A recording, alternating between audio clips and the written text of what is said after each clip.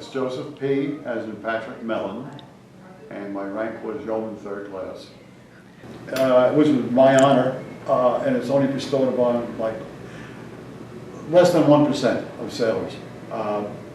We were down in Key West, and one of the officers came to me and said, "Would you like to participate?" Because I was a third class petty officer. This had to be in '66.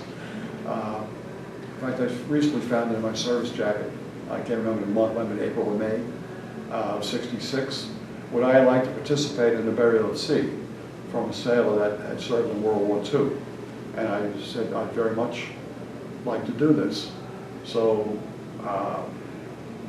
they brought his body aboard. They put him on the starboard side midships in the shade.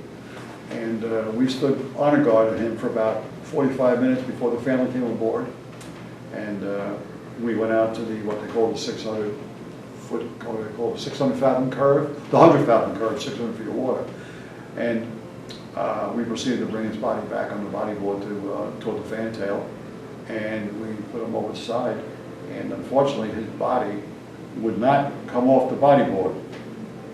So 3 times we had to raise him, and he wouldn't go.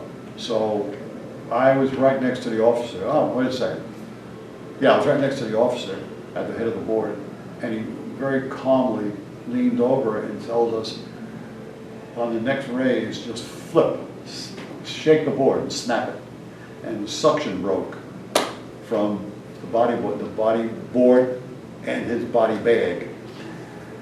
And he went out, and just as we went out, just his body went this way, the ship rolled into a wave. So all you heard was this tremendous smack on the surface of the sea and this very large splash, and down he went, right? And the family never knew. In fact, one of the fellows who has since passed away is already go down. He was a first class, he was down in the engine spaces. I can't remember, he was a first class though. Years and years later, one of the reunions, he said, "I was standing right over you when you put that man over the side. What did that officer say to you?"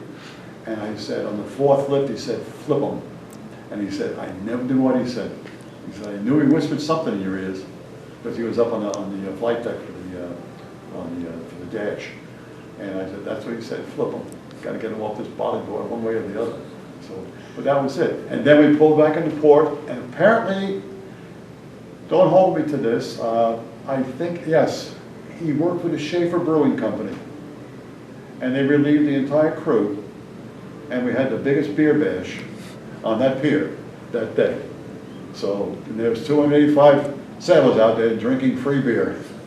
And the family, thanked us very much for our efforts. And we thanked her for just her. The wife was there, I think his children, one or two of his children were there, I can remember, and some other dignitaries. And they all thanked us, and we thanked them for his service. And that was it. And I never got a photograph of that. To this day, I wish I had one. The photographer was there, but I never got a picture. I'd love to have that. Maybe you can do something about that.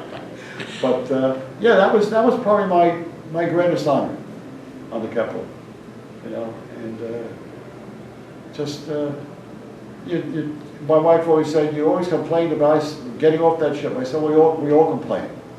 And then we miss them. And when we found out how she died, it was like heartbreaking. Just getting rammed by another ship, and I think 4 men were killed on that ship over in Turkey. Yeah, over in Turkey. So that's the way her life ended.